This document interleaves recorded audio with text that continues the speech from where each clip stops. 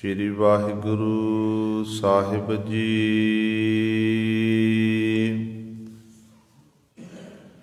सेवक कै भरपूर जुग जुग, वाहगुरु तेरा सब सदका।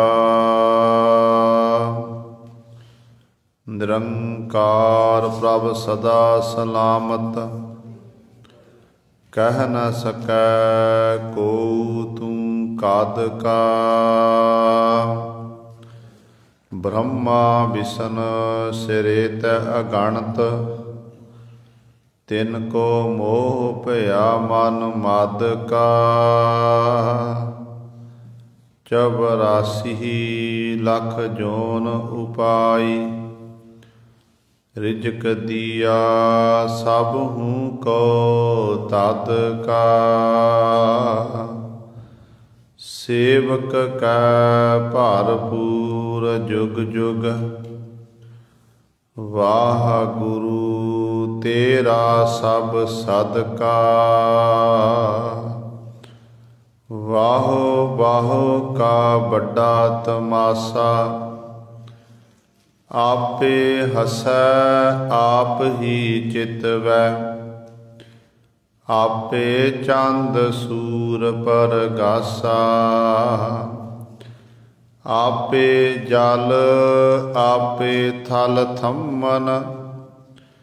आपे किया घट घट वासा,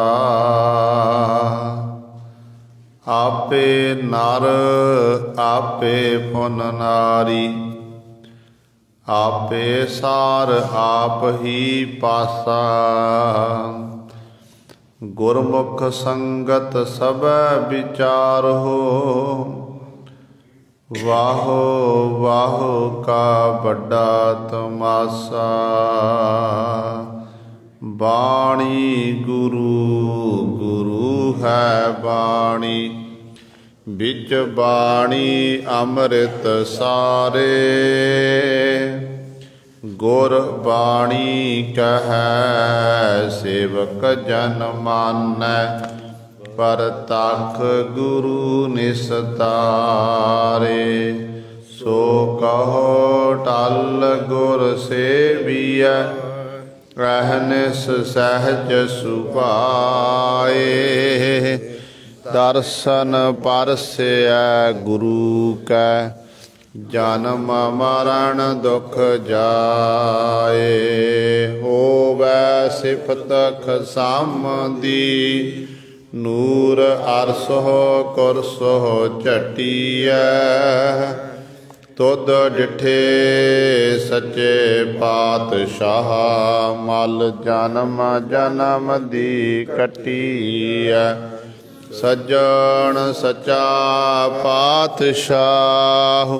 सिर साहां दै साहो, जिस पास बैठिया सोहिया। सबना दा बेसाहो,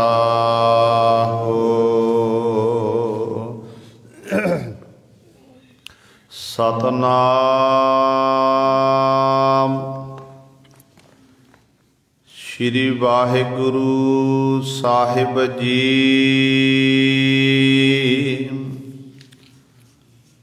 राजन कौन तुम्हारे आवे, ऐसो भाओ बिदर को देखियो। ओह गरीब मोहे पावै, राजन कौन तुम्हारे आवे।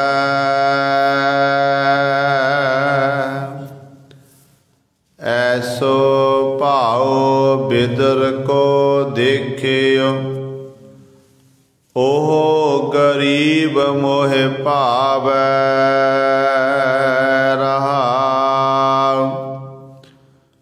हसती देख भरम ते भूला, श्री भगवान न जानिया। तुमरो दूध बिदर को पानो, अमृत कर मैं मानिया। खीर समान साग मैं पाया, गुण गावत रैन बेहानी। कबीर को ठाकुर आनंद विनोदी, जात न काहू की मानी। खीर समान साग मैं पाया, गुण गावत रैन बेहानी। कबीर को ठाकुर आनंद विनोदी, जात न काहू की मानी।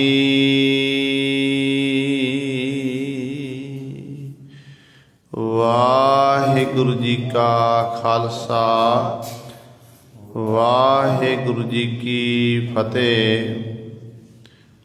परम सन्मानयोग जुगो जुग अटल, चवर छतर तख दे मालक। बाणी के बोहित राजान राज, भानान भान, देवान देव उपमा महान। समर्थ गुरु सर्व शक्तिमान, धन धन साहिब श्री गुरु ग्रंथ साहिब महाराज। सतगुरां दी पावन पवित्र निੱਘੀ गोद अंदर जुड़ बैठे गुरु रूप गुरु सवारे सत संगी जनो। आपां सारे ही वडभागे हाँ, जो दशमेश पिता गुरु कलगीधर सतगुरु अमृत के दाते सर्वंस दानी। धन धन साहिब श्री गुरु गोबिंद सिंह महाराज जी दी चरण छो धरती। महान पवित्र अस्थान गुरुद्वारा मंजी साहिब आलमगीर विखे अमृत वेले तो हाजरियां भर के सत संगत करके सतगुरु महाराज जी दियां खुशियां प्राप्त कर रहे हो। साहिबां दे पावन दरबार दे विच अमृत वेले तो सजे हुए दीवाना विच आप जी ने हुणे ही सत्कार जो गुरु घर दे कीर्तनियां पासों श्री आसा जी की वार दे कीर्तन श्रवण कीते हन। सो आओ गुरु सवारियो, समा है जो चल रही लड़ीवार गुरबाणी दी कथा मारू राग दे विचों भगतां दी बाणी दी विचार आप जी श्रवण करते आ रहे हैं। श्रोमणी भगत भगत कबीर साहबान जी दे पावन शब्दां दी विचार चल रही है। कल वाली विचार दे विच 8वें शब्द की आप जी ने विचार श्रवण की सी। अज भगत कबीर साहबान जी 9वें शब्द द्वारा सानू पावन उपदेश बख्शिश कर रहे हैं। आओ अपनियां मन बिरतियां इकागर करिए, ध्यान गुरु चरणों नाल जोड़िए ते गुरु महाराज जी दे पावन उपदेश नूं हिरदियां विच बसा के अपना जीवन सफला करिए। करो सारे अपनी रसना पवित्र ते उच्चारण करो जी सतनाम श्री वाहिगुरु साहिब जी। राजन कौन तुम्हारे आवे, ऐसो भाओ बिदर को देखियो। ओहो गरीब मोहे भावै। अज का जो पावन शब्द है धन धन साहिब श्री गुरु ग्रंथ साहिब महाराज जी के पावन अंक 1105 तो आरंभ होंदा है। इस पावन शब्द दे विच भगत कबीर साहबान जी जो द्वापर दे अवतार श्री कृष्ण जी होए ने, जदों उन्होंने दुर्योधन नूं छड्ड के अपने भगत बिदर दे घर जाके बिदर नूं निवाजना कीता सी, वो जिहड़ी घटना है वो बयान कीती है। क्योंकि एक बारी श्री कृष्ण जी हस्तिनापुर जो दुर्योधन की नगरी है, दुर्योधन के नगर में जाके पहुँचे ने। दुर्योधन ने श्री कृष्ण जी का आना सुन के अपने घर चंगी तैयारी की, महलों के विच खीर पुड़े इत्यादि अनेकों प्रकार के पकवान तैयार करवाए ने ते उड़ीक कर रहा है कि श्री कृष्ण जी मेरे महलों में आउणगे। उधर पति पत्नी बिदर ते उहदी घरवाली जिहड़े दोनों परमेश्वर के गुणां का ज्ञान करते ने, श्री कृष्ण जी नूं याद कर रहे हैं। तो श्री कृष्ण जी ने उस समय प्रेम देखिया ते उस समय बिदर का प्रेम देख के दुर्योधन नूं छड्ड के बिदर के घर जाके पहुँच गए। कहते जदों घर दे विच गए ने, दरवाजा खड़काया, दासी सुत सी ते बिदर दी घरवाली ने दरवाजा खोलिया। जदों कृष्ण जी दे दीदार कीते ना, गद हो गई, अस्त व्यस्त हो गई, सोझी किसी प्रकार की नहीं रही। इत्थों तक कहते प्रेम विच निमग्न हो के जदों अंदर लैके गई, आओ भगत की जी आया नूं आखना कीता, चरणां च मत्था टेकिया। मत्था टेकण उपरंत कोल बैठ गए तो उस समय प्रेम विच मगन हो के कहते ने पहला श्री कृष्ण जी नूं केले छकाण लगी। इन्नी मगन हो गई प्रेम दे विच कि जिहड़े केलियां दी थां ते छिल्लड़ जिहड़े सन छिल्लड़ छकाई जावे। केले नूं छिल के केले नूं वखरा रख देवे ते छिल्लड़ जिहड़ी आ वो श्री कृष्ण जी नूं पकड़ाण ते श्री कृष्ण जी छक देगे। उधर बिदर जी आए ने, बिदर जी ने देखिया, कहण लगे भागवान ये की तू कर रही है? केले छकाण दी थां ते भगवान जी नूं तू छिल्लड़ छकाई जा रही है। ते श्री कृष्ण जी कहण लगे सच जाणियो, इस केले दे छिलड़ां विचों मैनूं केलियां दा रस आया। ते गुरु सवारियो फिर इस तरह बड़ी उन्होंने आओ भगत की है। जिन्ना को सरिया बरिया अपनी समर्था मुताबक प्रशादा पानी छकाया। प्रशादा पानी रात जिहड़ी सी वो रात श्री कृष्ण जी ने दासी सुत बिदर दे घर विखे बतीत की। जदों रात बतीत दुर्योधन उड़ीक करदा रहा कि श्री कृष्ण जी मेरे घर च आउणगे, महलों च आउणगे, पर पता लग्या कि मेरा घर छड्ड के श्री कृष्ण जी दासी सुत बिदर दे घर जाके डेरा लाया। तो उस समय जदों श्री कृष्ण जी सवेर वेले दुर्योधन के कोल गए, दुर्योधन बड़े गुस्से विच कहण लग्या श्री कृष्ण जी तुसी मैनू छड्ड के मेरे महलों नूं छड्ड के मेरे चंगे पदार्थ 36 प्रकार के पकवान बनाए हुए सन उन्होंने छड्ड के दासी दे पुत्र श्री जिहड़ा बिदर सी बिदर दे घर जाके उन्होंने निवाजना कीता। ते अगों गुरु सर जो उस समय हड्ड बीती हुई जो श्री कृष्ण जी ने उत्तर देना कीता ते कबीर साहबान जी ने अपनी बाणी विच वो दर्ज कीता है। कबीर साहबान जी ने अपनी बाणी विच दर्ज क्यों किया? ये सवाल पैदा होंदा सब तो पहला। उन्होंने द्वापर की घटना है श्री कृष्ण जी नाल ये घटना वापरी है। तो ਜਿਹੜੇ ਆਪਣੇ ਕਬੀਰ ਸਾਹਿਬਾਨ ਜੀ ਉਸ ਘਟਨਾ ਨੂੰ ਬਿਆਨ ਕਰ ਰਹੇ ਨੇ ਆਪਣੇ ਸਮੇਂ ਦੇ ਵਿੱਚ। ਕਾਰਨ ਕੀ ਸੀ ਇਹ? ਕਾਰਨ ਬਹੁਤ ਵੱਡਾ ਸੀ, ਕਿਉਂਕਿ ਜਿਹੜੇ ਭਗਤ ਕਬੀਰ ਸਾਹਿਬਾਨ ਜੀ ਸਨ ਇਹ ਨੀਵੀਂ ਜਾਤ ਨਾਲ ਸੰਬੰਧਿਤ ਸੀ, ਜਲਾਹਾ ਜਾਤੀ ਸੀ।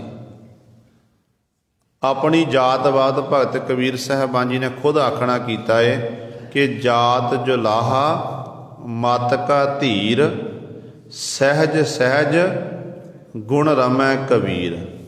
ਫਿਰ ਕਹਿੰਦੇ ਨੇ कबीर मेरी जात को सबको हसने हार, बलिहारी इस जात को जेह जप्यो सिरजनहार। कहते इस जात तो सदके हाँ, क्योंकि मैनू ये जलाहा जाति च मेरा जन्म होया, पर कहते इस जाति शरीर प्राप्त करके मैं सिरजनहार परमेश्वर नूं जपना कीता है। धन है कहते मेरी जाति। तो जन्म कित्थे होया? कांछी की धरती ते। कांछी जिहड़ी पांडियां दा गढ़। तो कुदरती तौर पर दो भगत पहलां भी दस ने कई बारी बेनती की, दो भगत रविदास साहबान जी, भगत कबीर साहबान जी, जिन्हां दा जन्म बनारस की धरती ते होया। तो उदों पांडियां दे गढ़ दे विच उदों समा सी किहड़े शूदर सी वो विद्या नहीं पढ़ सकदा जी, शूदर पूजा नहीं कर सकदा सी, ते नाम नहीं जप सकदा सी। ये सारे अधिकार खोए हुए सन। तो इन्हां दोनों भगतां ने विद्या भी पढ़ी है ते गुरु सरे पूजा अर्चा भी कीती है। जो ये ब्राह्मण लोग आखदे सन, पंडित लोग आखदे सन, वो तो उल्ट कर्म करके दिखाया कि नहीं असीं भी कर सकते हैं। तो कई बार जो भगत जी जो कुदरती तौर पर रब के प्यारे बंदगी करते हैं, उन्हों की महिमा वडियाई फिर सारिया थावां ते होण लग पैंदी है। तो पांडे लोगों ने तो प्रति विचार चर्चा होनी, ईरखा वस होके पांडे लोग कदे मौके दे हुक्मरान कोल जांदे सन, कदे किहड़ी तुहमत लानी किहड़ी तुहमत लानी, पर उस समय ये रब दे प्यारे भजन बंदगी करने वाले उस मालक दे रंग विच बेपरवाह होकर विचरते सन। कई बारी विचार चर्चा होनी, हर विचार चर्चा विच ये पांडे लोग भगत कबीर साहबान जी पास रविदास साहब हार जाते सन। कबीर जी नाल पांडियां दी विचार हुई तो कबीर जी कहते ने गली जिन्हां जप मालियां लोटे हाथ ने पग, कोई हर के संत ना आखी है बनारस के ठग, ऐसे संत न मौको भावै डाला सिंह पेडा गटकावै। जे रविदास जी नाल विचार हुई है तो रविदास जी कहते ने मैनू कि रविदास जी शूद्र चमयार चमर करके पुकारते सन। तो भगत जी कहते ने चमरट्टा गांठ ना जनी लोग ठावै पन ही, आर नहीं जे तोपो नहीं रामबी ठाव रोपो, लोग गांठ गांठ खरा बेगूचा, हों बिन गांठे जाए पहुँचा, रविदास जपै राम नामा, मोहे जम स्यों नाही कामा। ये विचार चल रही जो पांडे लोगों के नाल, ते पांडे लोग नूं उत्तर दिंदे ने, कहते शरीर एक जुत्ती है। भगत रविदास साहबान जी कहते हैं शरीर एक जुत्ती दी नहीं आई, जो जुत्ती टुटदी है ना, जुत्ती टुट गई तो तोपे लाए जाते हैं, गंढिया जाता है। कहते फिर वो जुत्ती कुछ समय लिए फिर समा कढ़ दिंदी है, फिर टुटदी है, फिर गंढी जाती है, एक दिन फिर बिल्कुल टुट जाती है, सुट्टना पैंदा है, वो किसी काम नहीं रहिंदी है। भगत जी कहते हैं इस तरह शरीर रूपी जुत्ती नूं निता पर तुसीं तोपे ला रहे, किहड़े तोपे ला रहे हो? जिहड़े शरीर नूं नेकां प्रकार की खुराक खिलानी ते हर समय ये शरीर दे ही आर विच लगे हुए हो। कहते पर गल ये है कि तुसीं इस कहण दा भाव भगत जी दा कि तुसीं शरीर रूपी मोह विच खचत हो, पर मैं रविदास कहते इस शरीर रूपी मोह विच खचत नहीं हाँ, क्योंकि मैनू पता है कि शरीर परमात्मा दिता होया है, समय समय शरीर नूं खुराक देनी है, पर इस शरीर दे राही असल कार्य करना है, परमात्मा का नाम जपना।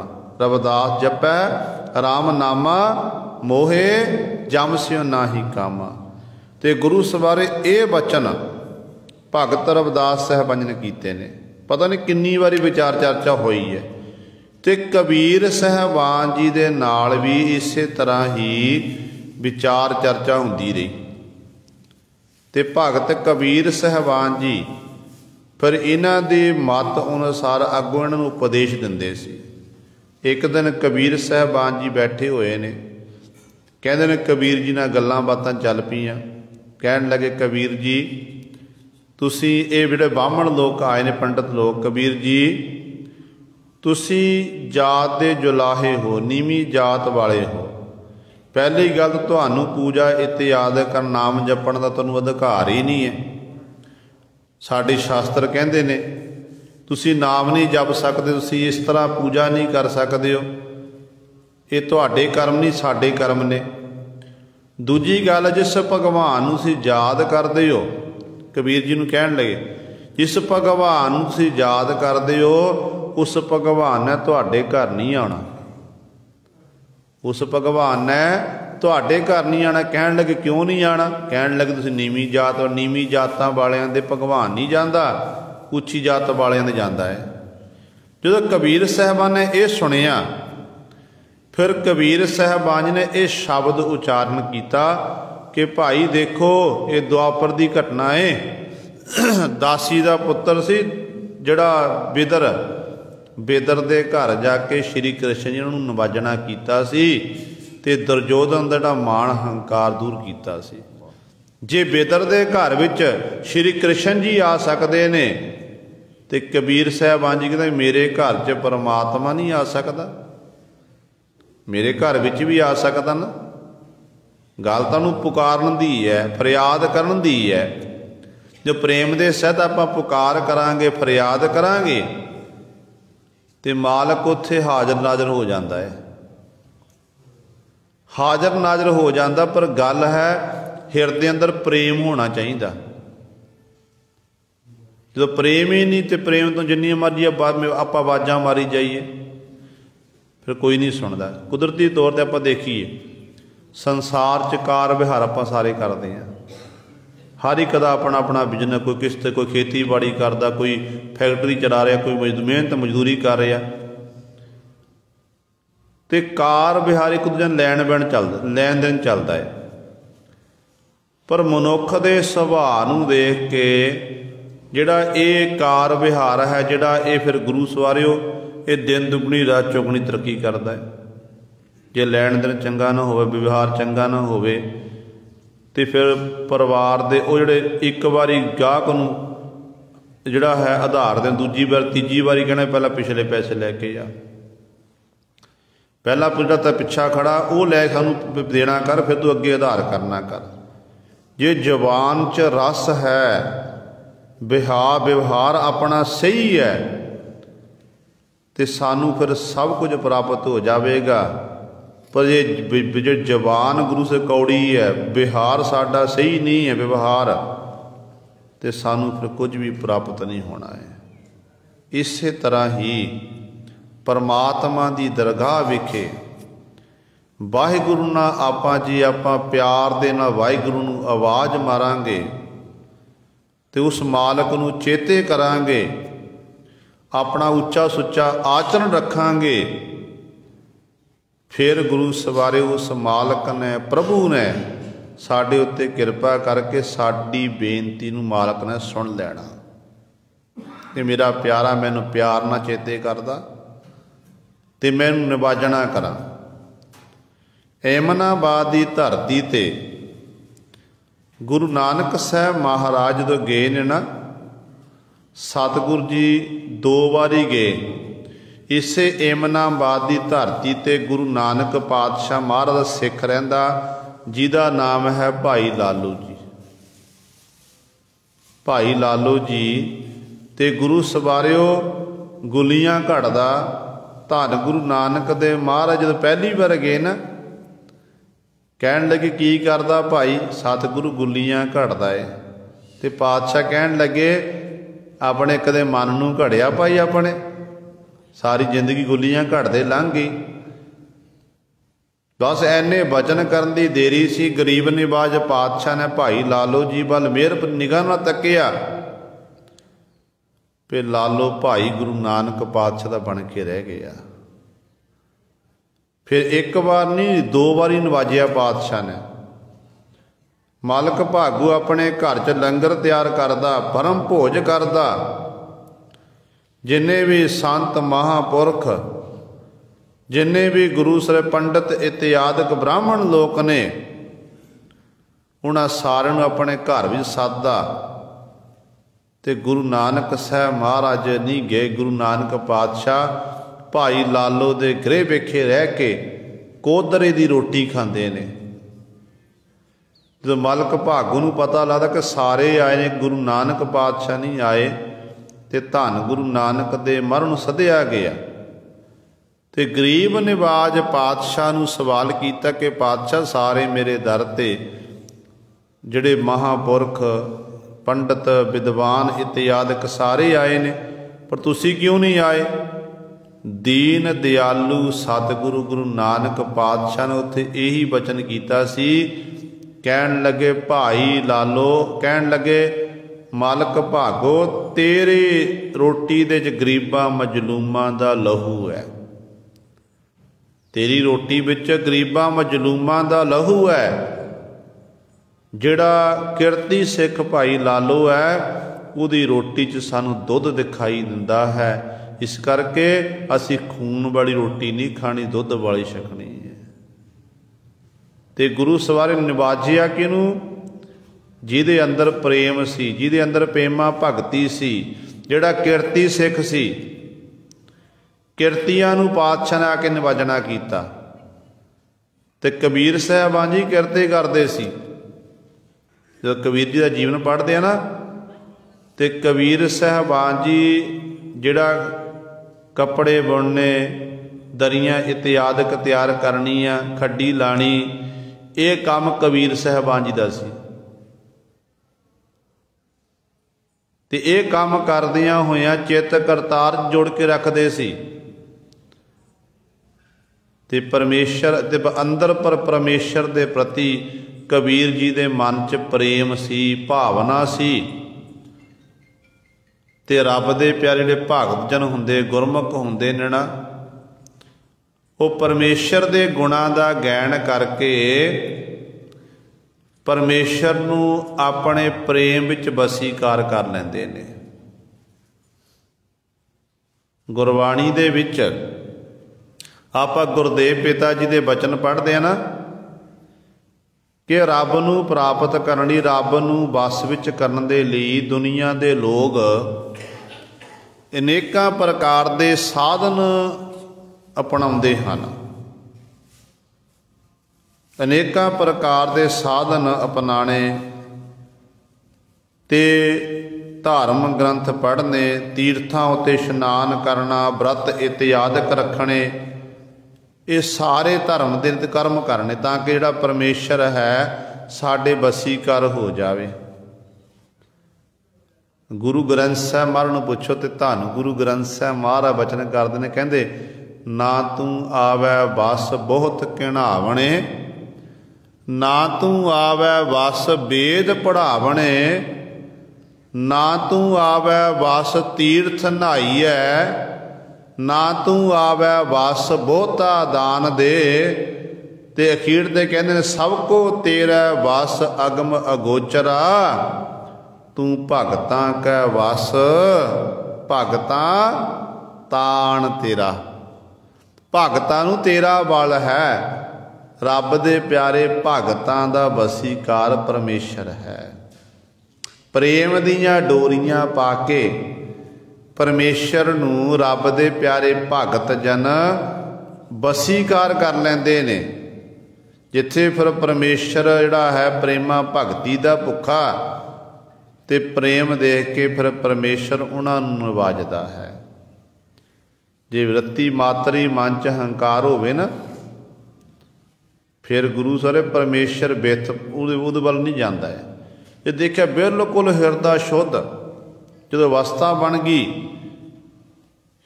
कि कबीर तू करता तू हुआ, मुझ में रहा ना हूँ, जब आपा पर का मिट गया, जत देखो तत तू। जो ये अवस्था बन गई तो उदों फिर परमेश्वर उस हिरदे घर विच आके वासा कर लैंदा है। हालांकि वाहिगुरू तो अंदर ही है, बाहर नहीं है, पर उन्हां जीवां नूं फिर अपने हिरदे रूपी घर विच बैठा होया परमेश्वर दिखाई दिंदा है।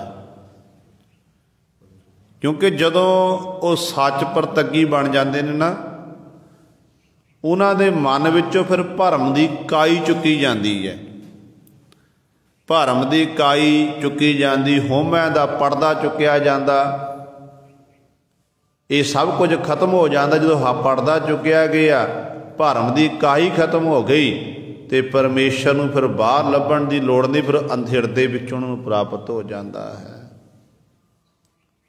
पढ़ते हैं ना भगत रविदास साहबान जी के बचन कि जब हम होते तब तू नाही, अब तू ही मैं नाही, अनल अगम जैसे लहर में ओ दद, जल केवल जल माही।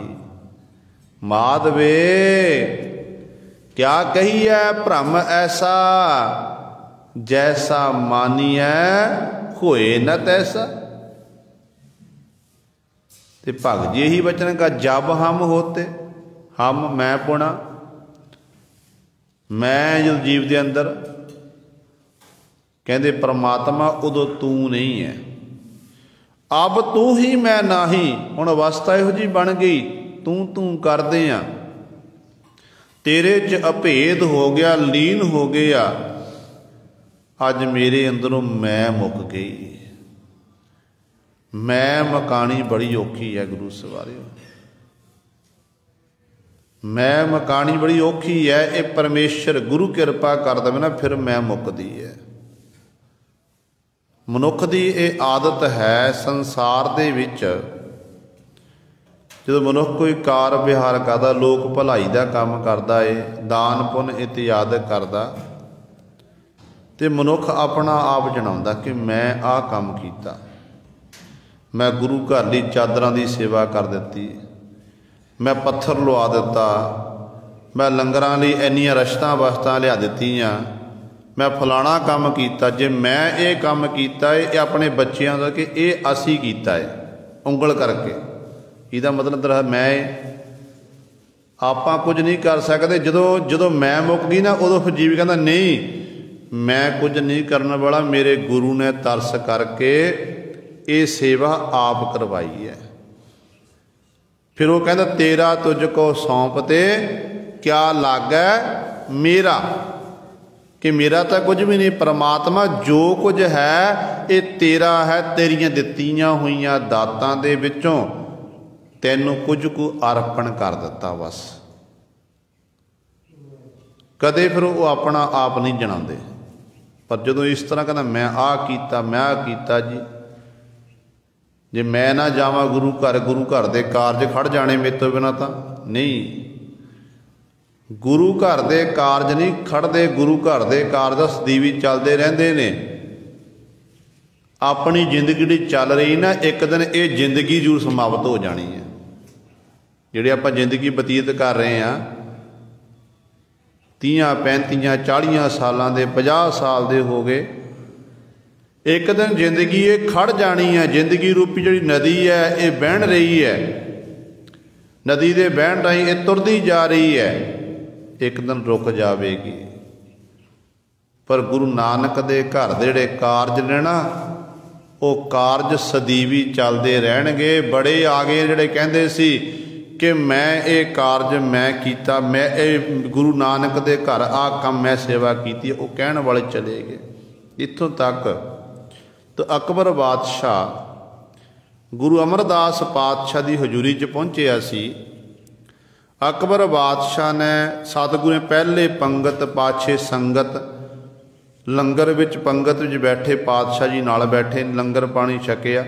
बड़ा प्रभावित होया कि हरेक जाति के लोग बैठे ने, लंगर मिल रहा, भुखे नूं प्रसादा मिल रहा, बड़ा खुश होया। गुरु नानक धन गुरु अमरदास पातशाह नूं कहण लग्या कि सतगुरु मैं तुहाडे लई कुछ कु जमीन कुछ कु पिंड ना लवाना चाहता, पटे लिखाना चाहुंदा हाँ, तुसीं उहदे राहीं अपना सारा ये कार बिहा लंगर इत्यादि करना। तो गुरु अमरदास पातशाह कहन लगे भाई ये नहीं होना। कहन लगे क्यों? धन गुरु नानक दे महाराज धन गुरु अमरदास पातशाह ने वचन कीते। कहन लगे जिहड़ा ये लंगर चलदा है ये लंगर आप निरंकार चला रहा। ये लंगर चलदा साड़ियाँ संगतां दे सहयोग दे नाल संगतां तिल फुल भेटावां अर्पण करदियां ने, उहदे राही रिश्तां वस्तां आउंदियां ते ये लंगर चलदा है।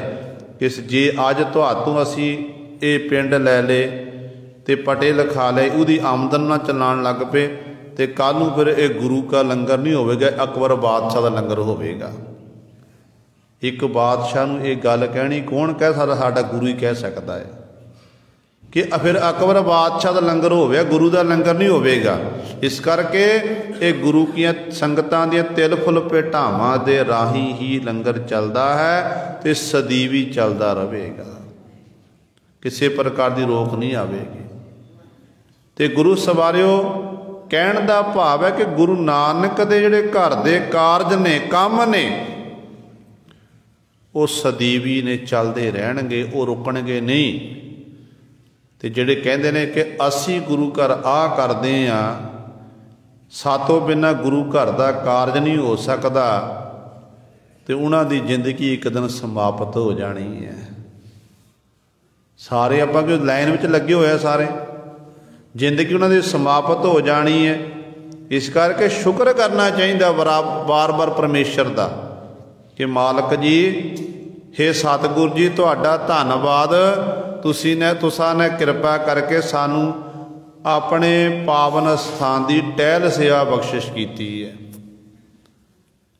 समय चो समा कढ़ा रहे हो, जो सेवा करनी है समय समा कढ़िया जाता है। तो मालक जी तुहाडा धन्नवाद, तुसीं समय समा कढ़ा के साडे पास सेवा करवा रहे। क्योंकि देखो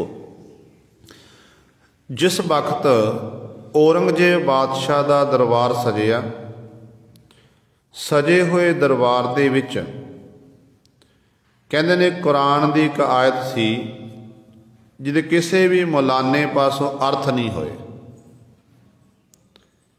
जिहड़ा औरंगजेब बादशाह का शहजादा सी बहादुर शाह, कहंदे ने उस समय बहादुर शाह ये भी कचहरी विच बैठा होया कि इहदे अर्थ इहदे मैने चंगी तरह समझावो।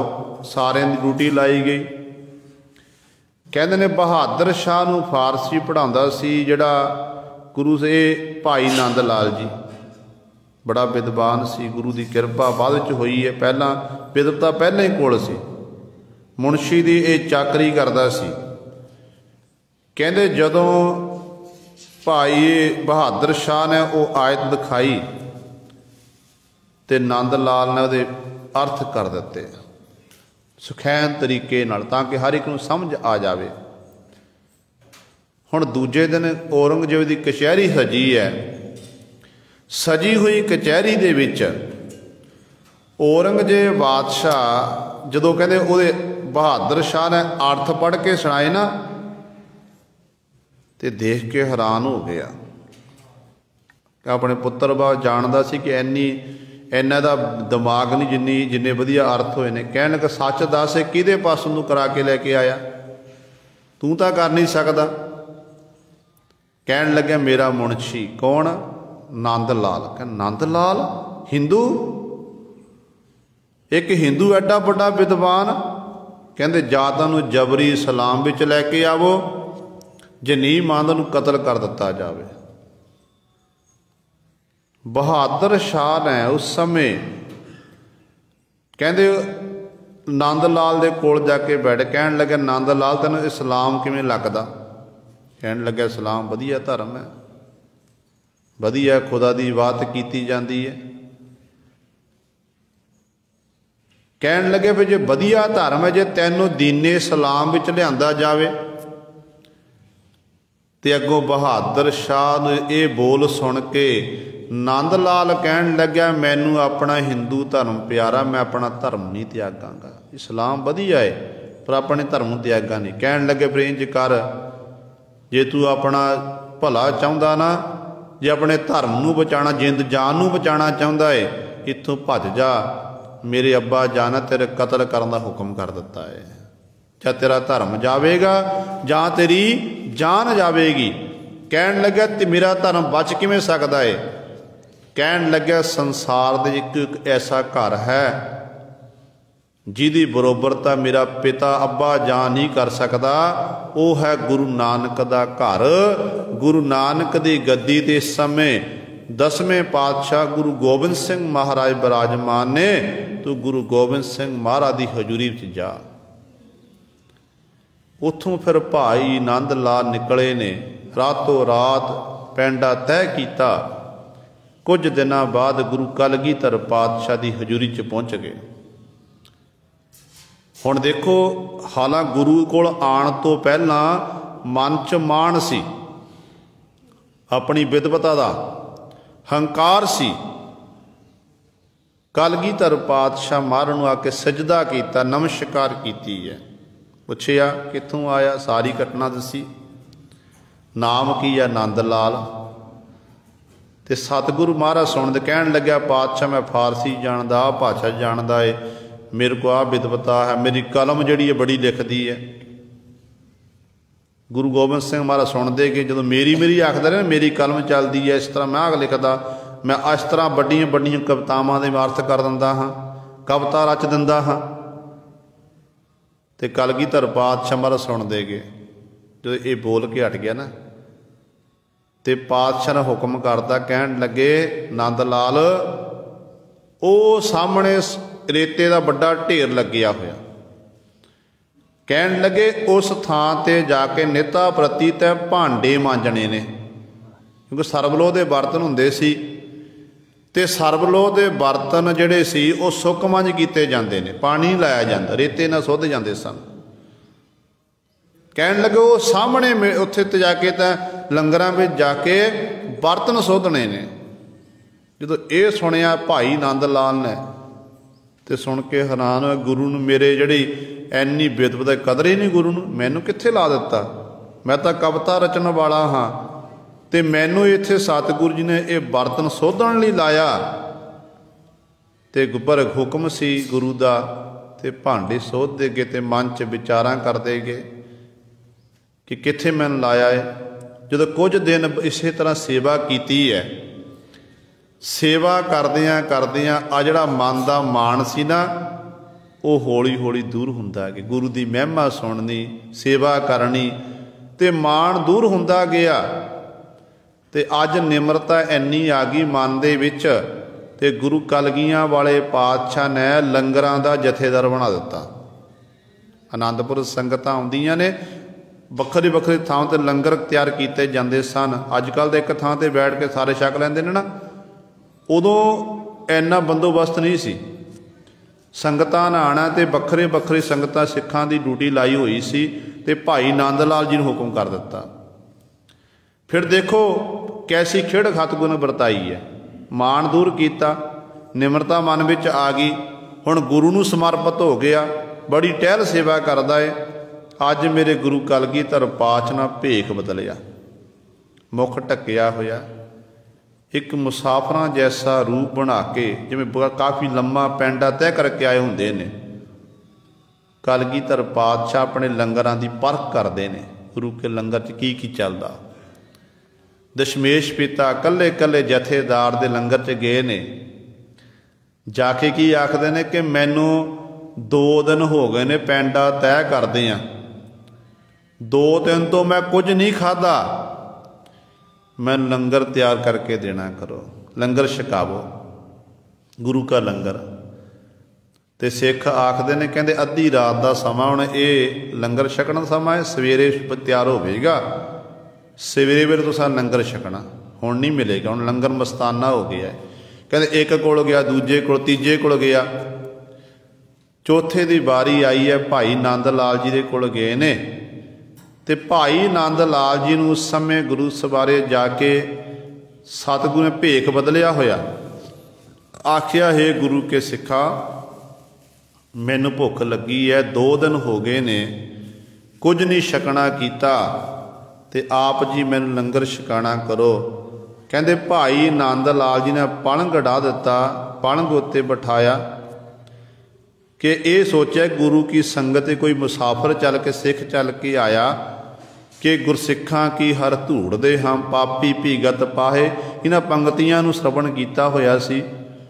कहंदे सिख दे वो चरण धोते गर्म जल लिया के, सर्दी दो तुसीं ना सर्दी दी गर्म जल लिआंदा, चरण धोते तोली नाल साफ कीते।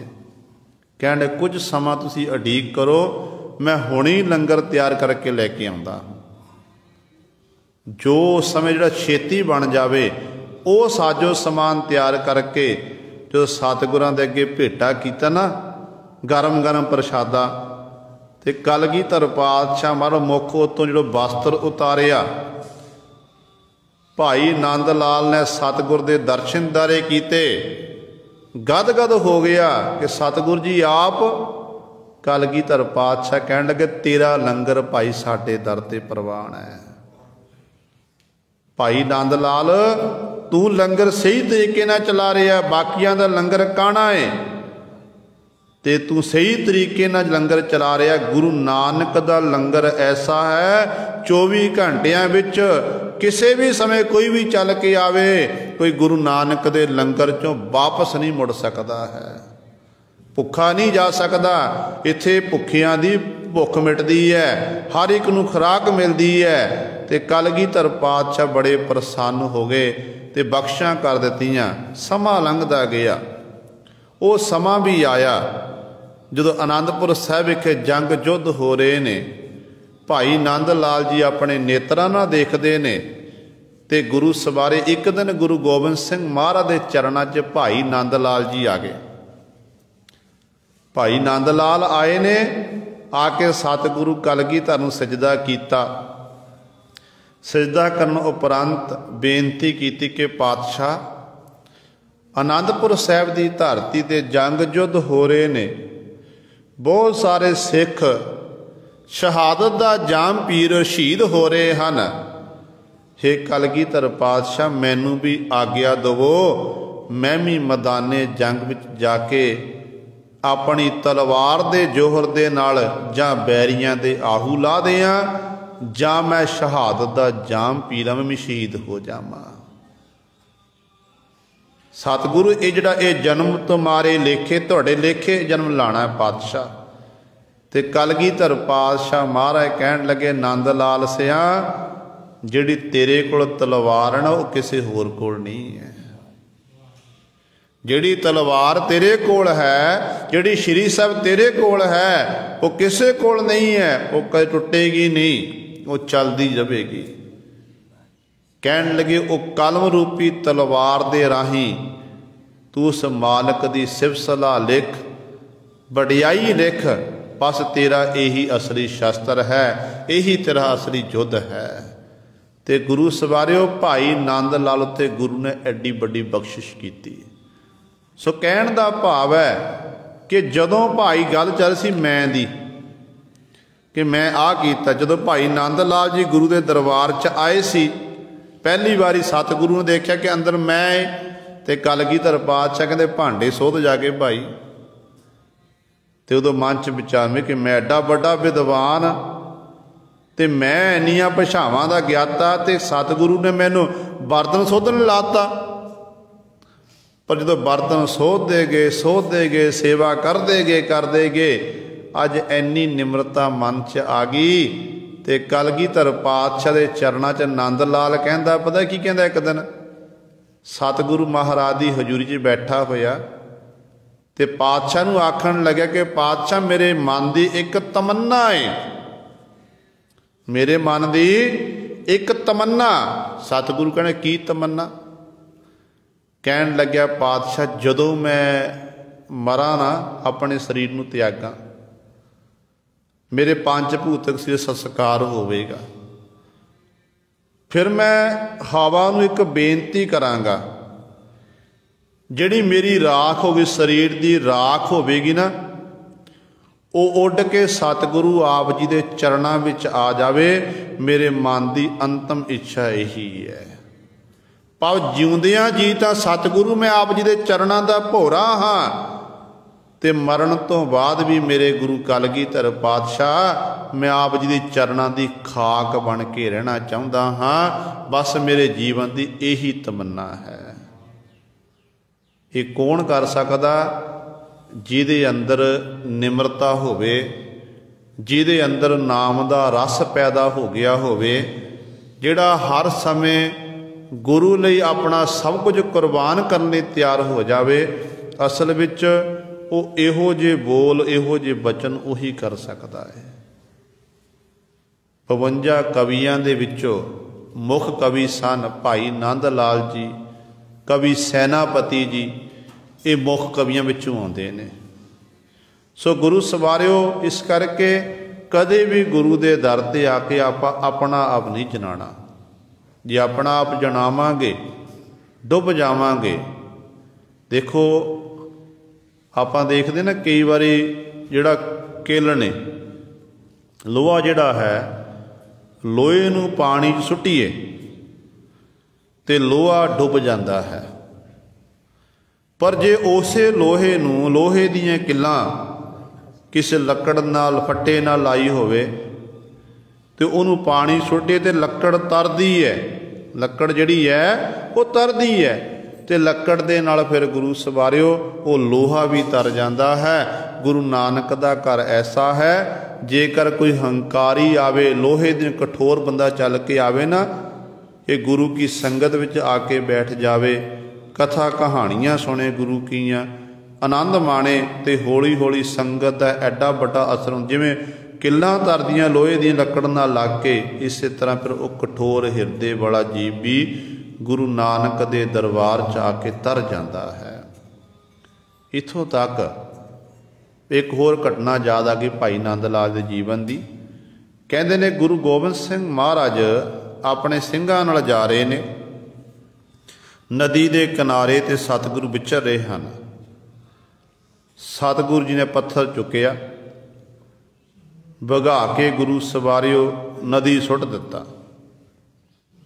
ਤੇ ਕਲਗੀਧਰ ਪਾਤਸ਼ਾਹ ਮਹਾਰਾਜ ਕਹਿੰਦੇ, ਸਿੰਘ ਨੂੰ ਪੁੱਛਦੇ, ਸਿੰਘਾ ਇਹ ਪੱਥਰ ਕਿਉਂ ਡੁੱਬਿਆ? ਅੱਗੋਂ ਸਿੱਖ ਆਖਣ ਲੱਗੇ ਕਿ ਪਾਤਸ਼ਾਹ ਪੱਥਰ ਭਾਰਾ ਹੈ, ਪਾਣੀ ਸੁੱਟਾਂਗੇ ਡੁੱਬੇਗਾ। ਦੂਜੀ ਵਾਰੀ ਥੋੜ੍ਹੀ ਦੂਰ ਤੇ ਫਿਰ ਗਏ, ਪਾਤਸ਼ਾਹ ਨੇ ਫਿਰ ਚੁੱਕਿਆ ਪੱਥਰ, ਸੁੱਟਿਆ, ਡੁੱਬ ਗਿਆ। ਤੇ ਫਿਰ ਪੁੱਛਦੇ ਨੇ, ਫਿਰ ਗੁਰੂ ਸਿੱਖਾਂ ਨੇ ਹੀ ਜਵਾਬ ਤੱਕ ਕਹਿਣ ਲੱਗੇ, ਪਾਤਸ਼ਾਹ ਇਹ ਠੋਸ ਪਦਾਰਥ ਹੈ, ਭਾਰਾ ਹੈ, ਤੇ ਪਾਣੀ ਦਾ ਕੰਮ ਹੈ ਡੁੱਬਣਾ, ਤੇ ਪੱਥਰ ਨੂੰ ਸੁੱਟਾਂਗੇ ਡੁੱਬੇਗਾ ਹੀ। ਤੇ ਤੀਜੀ ਵਾਰੀ ਸਤਿਗੁਰੂ ਨੇ ਫਿਰ ਅੱਗੇ ਜਾ ਕੇ ਬਚਨ ਕੀਤੇ, ਤੇ ਕੁਝ ਸਿੰਘਾਂ ਨੂੰ ਫਿਰ ਉਸ ਸਮੇਂ ਥੋੜ੍ਹਾ ਜਿਹਾ ਗੁੱਸਾ ਵੀ ਆਇਆ। ਕਹਿਣ ਲੱਗੇ, ਪਾਤਸ਼ਾਹ ਕੀ ਇੱਕ ਗੱਲ ਵਾਰ-ਵਾਰ ਆਪ ਜੀ ਕਰੀ ਜਾ ਰਹੇ ਹੋ? ਪੱਥਰ ਵਾਰ-ਵਾਰ ਇੱਕ ਗੱਲ ਪੁੱਛੀ ਜਾ ਰਹੇ ਹੋ ਕਿ ਪੱਥਰ ਡੁੱਬਿਆ ਕਿਉਂ ਹੈ? ਸਤਿਗੁਰੂ ਤੁਹਾਨੂੰ ਪਤਾ ਤਾਂ ਹੈਗਾ ਵੀ ਪੱਥਰ ਭਾਰੀ ਪਦਾਰਥ ਹੈ, ਇਹ ਭਾਰਾ ਹੈ, ਡੁੱਬੇਗਾ ਹੀ। ਕਹਿ ਜੋ ਸਿੱਖਾਂ ਪਾਸੋਂ ਪੁੱਛਿਆ ਨੇ, ਫਿਰ ਭਾਈ ਨੰਦ ਲਾਲ ਜੀ ਕੋਲ ਸੀ। ਕਹਿਣ ਲੱਗੇ, ਨੰਦ ਲਾਲ ਸਿਆ ਤੂੰ ਦੱਸ। ਤੇ ਭਾਈ ਨੰਦ ਲਾਲ ਨੇ ਹੱਥ ਜੋੜੇ ਕਿ ਪਾਤਸ਼ਾਹ ਮੈਂ ਨਹੀਂ ਦੱਸ ਸਕਦਾ। ਕਹਿਣ ਲੱਗੇ, ਕਿਉਂ ਨਹੀਂ ਦੱਸ ਸਕਦਾ? ਕਹਿਣ ਲੱਗੇ, ਸਤਿਗੁਰੂ ਮੈਨੂੰ ਨਹੀਂ ਪਤਾ ਕਿ ਪੱਥਰ ਡੁੱਬਿਆ ਕਿਉਂ ਹੈ, ਕਿ ਪਾਣੀ ਦਾ ਕੰਮ ਡੋਬਣਾ, ਜਿਵੇਂ ਸਿੱਖ ਕਹਿੰਦੇ ਨੇ ਪਾਣੀ ਹੈ, ਪਾਣੀ ਦਾ ਡੋਬਣਾ ਤੇ ਪੱਥਰ ਨੂੰ ਡੁੱਬਣਾ ਹੀ ਹੈ। ਪਰ ਪਾਤਸ਼ਾਹ ਮੈਨੂੰ ਤਾਂ ਇਹ ਪਤਾ ਕਿ ਪਹਿਲੇ ਕੁਝ ਸਮੇਂ ਪੱਥਰ ਤੁਹਾਡੇ ਹੱਥ ਵਿੱਚ ਸੀ, ਕਰ ਕਮਲਾਂ ਵਿੱਚ ਤਰਿਆ ਹੋਇਆ ਸੀ। ਮੈਨੂੰ ਇਹ ਪਤਾ ਜਿਹੜਾ ਤੁਹਾਡੇ ਹੱਥੋਂ ਇੱਕ ਵਾਰੀ ਛੁੱਟ ਗਿਆ ਉਹ ਦੁਬਾਰਾ ਤਰ ਨਹੀਂ ਸਕਦਾ, ਉਹ ਡੁੱਬ ਜਾਂਦਾ। ਬਸ ਮੈਨੂੰ ਇੰਨੇ ਪਤਾ ਹੈ। ਇਹ ਹੈ ਗੁਰੂ ਦੇ ਪ੍ਰਤੀ ਭਾਵਨਾ, ਪ੍ਰੇਮ। ਤੇ ਸਤਿਗੁਰੂ ਕਹਿਣ ਲੱਗੇ, ਬਸ ਇਹੀ ਮੈਂ ਜਵਾਬ ਸੁਣਨਾ ਚਾਹੁੰਦਾ ਸੀ ਕਿ ਜਿਹੜੀ ਅਵਸਥਾ ਭਾਈ ਨੰਦ ਲਾਲ ਜੀ ਤੁਹਾਡੀ ਬਣ ਚੁੱਕੀ ਹੈ, ਜਿਹੜੇ ਸਾਡੇ ਨਾਲ ਦੇ ਨਿਕਟ ਵਰਤਨ ਵਾਲੇ ਸਿੰਘ ਨੇ ਨਾ, ਹਾਲੇ ਉਹਨਾਂ ਦੀ ਅਵਸਥਾ ਵੀ ਐਸੀ ਨਹੀਂ ਬਣੀ ਸੀ। ਕਿੱਡੀ ਵੱਡੀ ਬਖਸ਼ਿਸ਼ ਹੋਵੇਗੀ। ਸੋ ਇਹੀ ਬਚਨ ਇੱਥੇ ਹੁਣ ਭਗਤ ਕਬੀਰ ਸਾਹਿਬਾਨ ਜੀ ਆਪਣੇ ਸ਼ਬਦ ਰਾਹੀਂ ਕਰ ਰਹੇ ਨੇ। ਜੋ ਭਗਤ ਜੀ ਨੂੰ ਫਿਰ ਵਿਚਾਰ ਚਰਚਾ ਹੋਈ, ਕਹਿਣ ਲੱਗੇ ਤੁਸੀਂ ਨੀਵੀਂ ਜਾਤ ਵਾਲੇ, ਤੁਹਾਡੇ ਤਾਂ ਭਗਵਾਨ ਜੀ ਆ ਨਹੀਂ ਸਕਦੇ ਹਨ।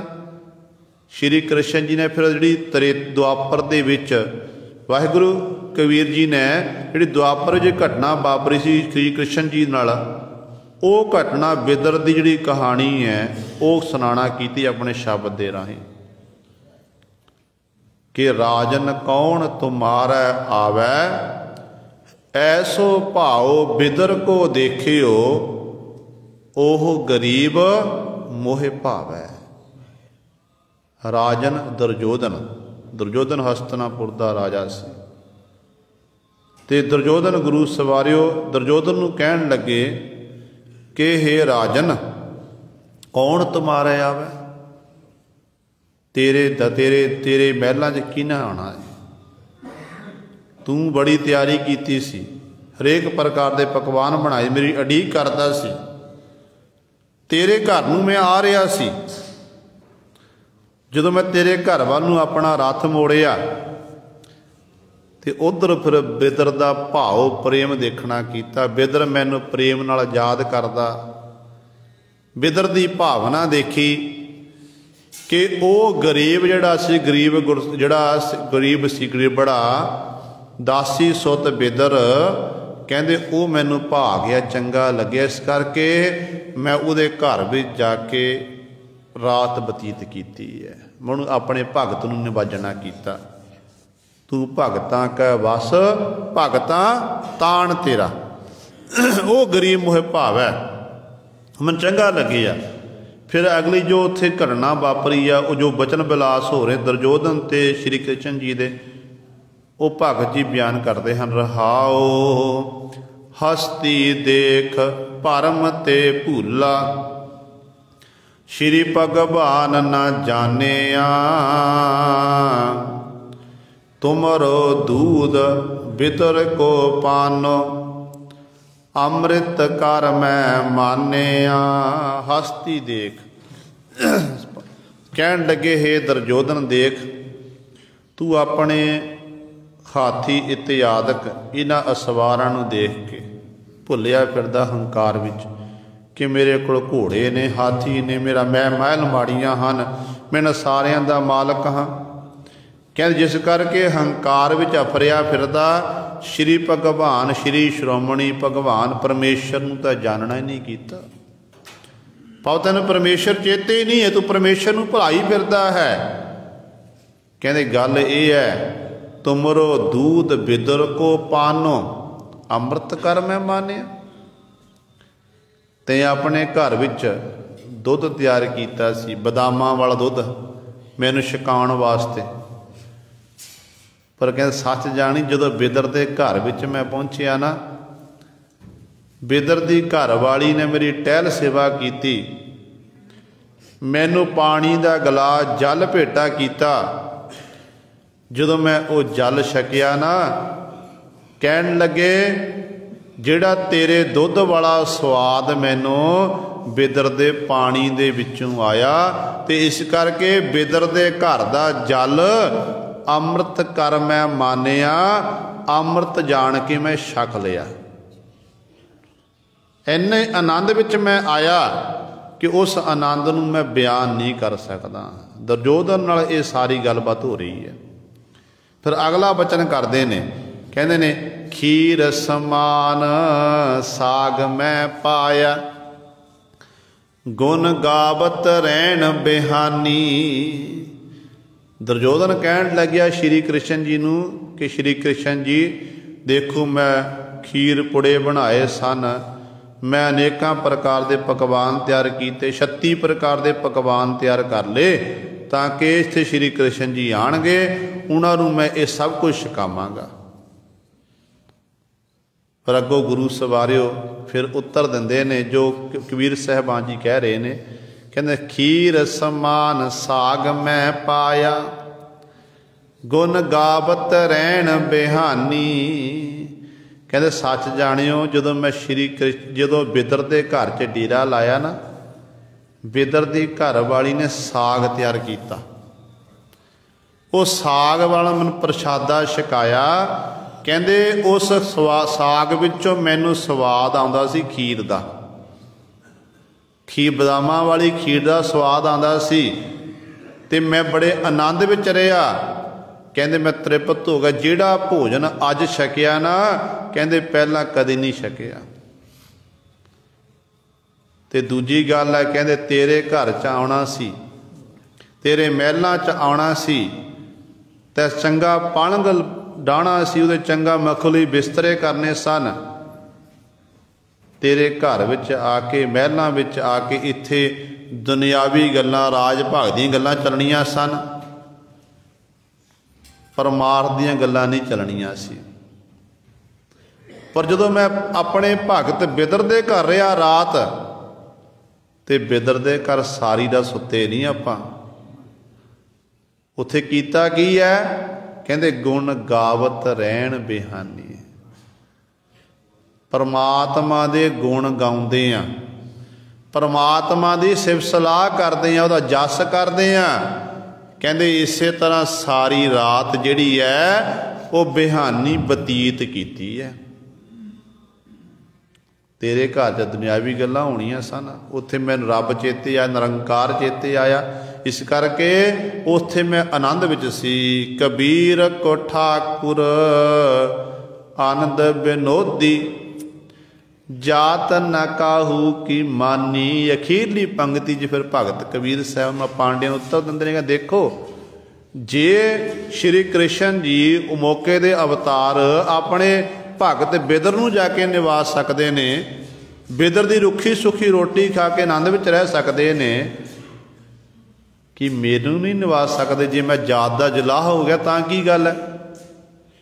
वो भी नीवीं जात वाला सी बिदर, ते मैं भी नीवीं जाति वाला।